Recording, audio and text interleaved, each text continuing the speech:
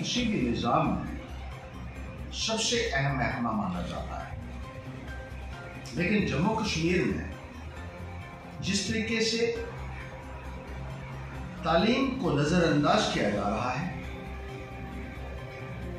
और एक भद्दा मजाक किया जा रहा है एजुकेशन सेक्टर के साथ, यह बहुत ही चिंताजनक है। अगर आप देखें तो गांव के स्कूलों में टीचर्स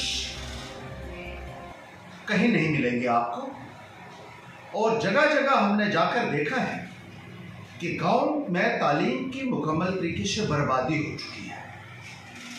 हाई सेकेंडरी स्कूल में 15-15, 16-16 टीचर शॉर्ट हैं, कमी। हाई स्कूल में 8-8 टीचर शॉर्ट हैं। प्राइमरी स्कूल 1-1 टीचर से चल रहा है, मिडिल स्कूल 1 या 2-2 टीचर से चल रहा है। बच्चों की पढ़ाई प्रभावित हो रही है, और जो 1 या 2-2 टीचर हैं वो मिड डे मील स्कीम में ही ऑक्युपाइड रहते हैं, जिसकी वजह से बच्चों की पढ़ाई पूरे तरीके से मैं ये कहूँगा कि बर्बाद हो चुकी है गाँव में। पहले 2 साल कोरोना की वजह से स्कूल बंद रहे, बच्चों की पढ़ाई के ऊपर बहुत असर पड़ा, और जब स्कूल खुले तो वहाँ अध्यापक ही नहीं हैं। किस तरीके से आप इस निज़ाम को चला रहे हैं, ये एक बहुत बड़ा सवालिया निशान है मौजूदा प्रबंधन के ऊपर। और टीचर्स की शॉर्टेज के बारे में लोगों ने गांव-गांव में प्रदर्शन किए, धरने दिए, बच्चे स्कूलों के बाहर निकलकर प्रदर्शन करते रहे, लेकिन टीचर्स की कमी को दूर करने की बजाय जो टीचर्स गांव के स्कूलों में लगे हुए थे उनको भी ट्रांसफ़र करके शहरों में लगा दिया गया। जो ट्रांसफ़र हो रहे हैं वहाँ शहर में एक पोस्ट के अगेंस्ट 2-2 मास्टर्स और हेड मास्टर लगाए जा रहे हैं, और शहरों में स्कूल को फ्लडेड किया जा रहा है, हम कहेंगे अटैचमेंट्स करके, ट्रांसफर्स करके।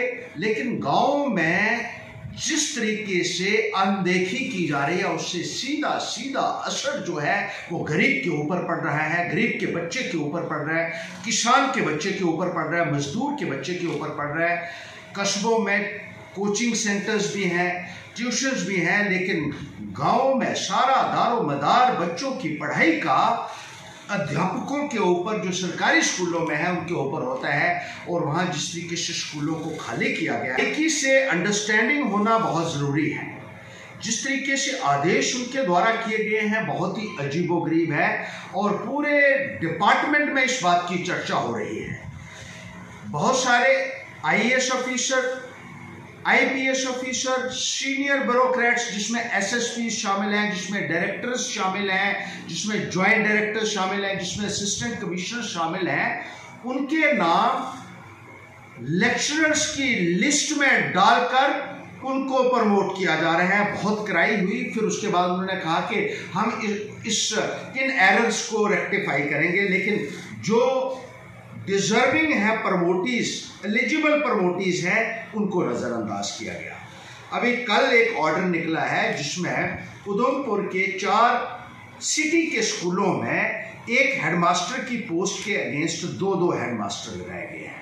इसी तरीके से बाकी स्कूलों में भी शहरों में अटैचमेंट्स करके टीचर्स, जो हमारा मैन पावर है, लिमिटेड मैन पावर है, उसको भी आप इसी तरीके से अगर फेवरेटिज्म करके, नेपोटिज्म करके और एक्सट्रेनियस कंसिडरेशंस के माध्यम से अगर अपनी मर्जी के स्कूलों में डालेंगे तो गांव की पढ़ाई का क्या होगा। ऐसा भी कहा गया है कि कुछ एक टीचर्स को एक ही स्कूल से उठाकर उसी स्कूल में दोबारा ट्रांसफ़र कर दिया गया।